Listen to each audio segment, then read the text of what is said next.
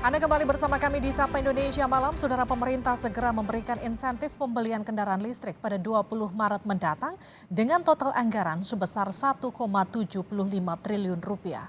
Meski pemerintah tengah mempercepat penggunaan kendaraan listrik, tapi di hulu Indonesia masih sepenuhnya bergantung pada pembangkit listrik tenaga fosil. Pemerintah segera memberikan insentif pembelian kendaraan listrik pada 20 Maret mendatang. Nominal insentif yang diberikan adalah 7 juta rupiah untuk 1 unit sepeda motor, baik untuk pembelian baru maupun hasil konversi. Menko Bidang Kemaritiman dan Investasi Luhut Binsar Panjaitan menyebut insentif diberikan agar harga kendaraan listrik lebih terjangkau. Oleh karena itu kami semua hadir di sini untuk membuat satu cara baru dengan berinisiatif menerbitkan program insentif KBLBB sebagai langkah awal untuk meningkatkan keterjangkauan harga dan daya beli masyarakat terhadap kendaraan listrik yang lebih luas, serta memacu perkembangan industri otomotif energi baru. Nah, saya juga ingin menyampaikan bahwa kita akan mulai melakukannya efektif nanti di 20 Maret bulan ini, dan teknis nanti saya kira akan dijelaskan dari kementerian mengenai berapa dan sebagainya. Tapi semua saya pikir sudah sampai pada titik final. Dari data Kemenko Bidang Kemaritiman dan Investasi, insentif yang akan diberikan untuk sepeda motor listrik sejumlah 7 juta rupiah. Sedangkan insentif mobil listrik belum ditentukan pemerintah. Menteri Perindustrian Agus Gumiwang Kartasasmita menyebut pemberian insentif akan diberikan untuk kendaraan listrik yang punya tingkat kandungan dalam negeri atau TKDN 40%. Akan mendaftarkan jenis kendaraan yang telah memenuhi nilai TKDN yang tadi disampaikan 40%, yang dipersyaratkan dalam sistem. Kalau roda 4, baru 2 yang nilai TKDN-nya di atas 40%, yaitu Ioniq 5 dan Wuling. Kalau untuk roda 2 ada 3. Ada 3. Ada Gesit, ada Volta, ada satu lagi itu ya. Pemerintah tengah mempercepat penggunaan kendaraan listrik, namun di hulu, Indonesia masih sepenuhnya bergantung pada pembangkit listrik tenaga fosil. Hingga akhir tahun 2022, kapasitas pembangkit listrik tenaga fosil menghasilkan 68,7 gigawatt atau hampir 86% mengisi sumber energi. Sementara kapasitas pembangkit listrik tenaga non-fosil atau energi baru terbarukan hanya memiliki kapasitas 12,5 gigawatt atau 14% sumber energi.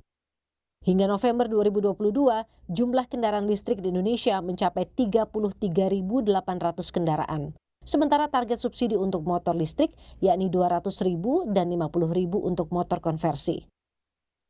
Insentif kendaraan listrik akan dialokasikan dari anggaran pendapatan belanja negara atau APBN sebesar 1,75 triliun rupiah. Penyaluran akan melalui Kementerian SDM dan Kementerian Perindustrian. Tim Liputan, Kompas TV.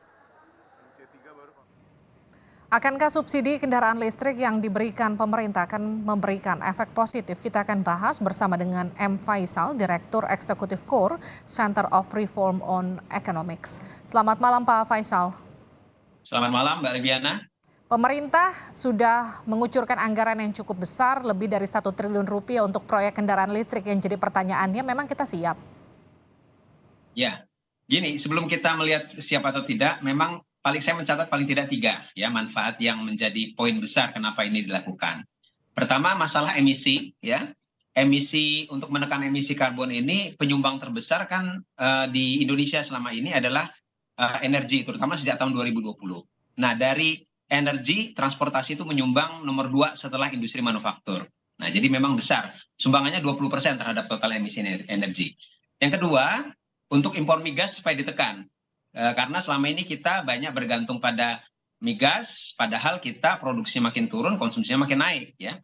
Lalu yang ketiga, seperti yang dikatakan oleh Pak Menko tadi, adalah untuk industri andalan di masa depan. Ya. Nah, apakah kita siap? Nah, ini yang harus kita lihat satu persatu.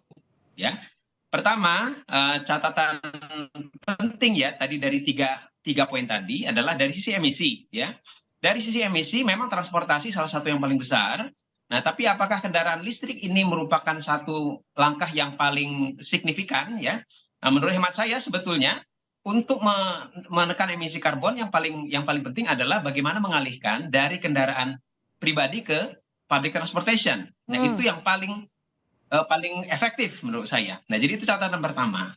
Yang kedua, impor migas. Nah, ini kaitannya tadi juga dengan masalah kesiapan, ya. Impor migas ini mau ditekan dengan cara kendaraan listrik ingin didorong, ya. Tapi kalau kemudian tidak siap industri pendukungnya, ya, atau tidak istilahnya linkage antara industri kendaraan listrik di hilir dengan industri pendukung-pendukungnya di midstream dan juga di hulu, nah ini malah bisa alih-alih bisa menekan impor, ya malah juga bisa berpotensi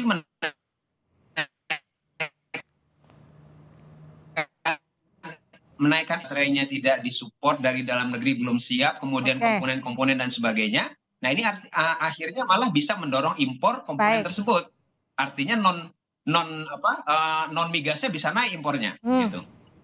Pak Faisal, kalau tadi saya lihat pernyataan Anda di poin pertama itu kan harusnya ketika isunya untuk menekan emisi karbon, harusnya itu pengalihan dari transportasi pribadi ke transportasi umum. Tapi kan kemudian sekarang justru subsidinya kemudian untuk kendaraan listrik dibuka kerannya. Ada motor itu 7 juta, mobil listrik itu bahkan subsidinya bisa sampai 80 juta. Artinya menurut Anda ini makin salah kaprah?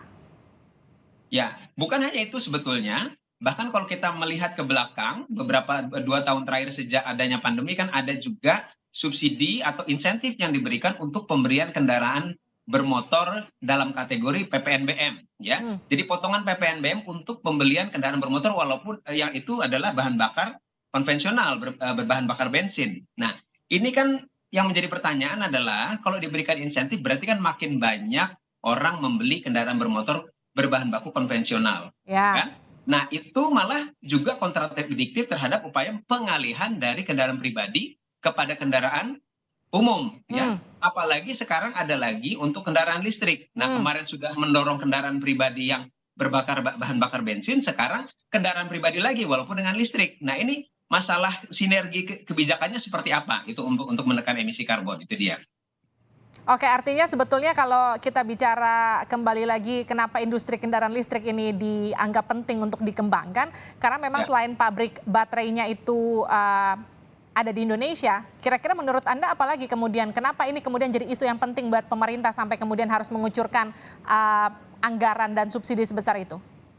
Ya, kalau kenapa pentingnya jelas dari 3 poin yang saya sampaikan tadi. Nah, tapi tadi juga disampaikan bahwa dari Kementerian Perindustrian bahwa yang diberikan insentif atau diberikan potongan 7 juta misalkan untuk yang motor listrik itu adalah yang punya TKDN misalkan 40%. Nah, ini sebetulnya salah satu upaya itu tadi untuk mendorong supaya multiplier effects-nya itu besar di dalam negeri, bukan malah mendorong impor komponen, ya. Bukan mendorong impor baterai kalau dia belum siap. Nah, jadi artinya satu TKDN oke, kalau seandainya memang linkage-nya belum terbangun. Nah, tapi yang perlu dipastikan bukan hanya sekedar berapa persen TKDN-nya. Nah, tapi dari hilir kendaraan listrik sampai kemudian komponen baterai, sampai kemudian ke hulu ke industri smelter, nikel misalnya. Nah, ini sudah tersambung atau belum? Terus terang masih bolong-bolong, ya. Pastiin dulu itu tersambung, pastiin dulu kemudian itu semuanya siap, baru kemudian subsidinya dikucurkan, menurut Anda begitu? Betul. Itu dia. Baik, terima kasih Pak Faisal telah bergabung bersama kami di Sapa Indonesia Malam.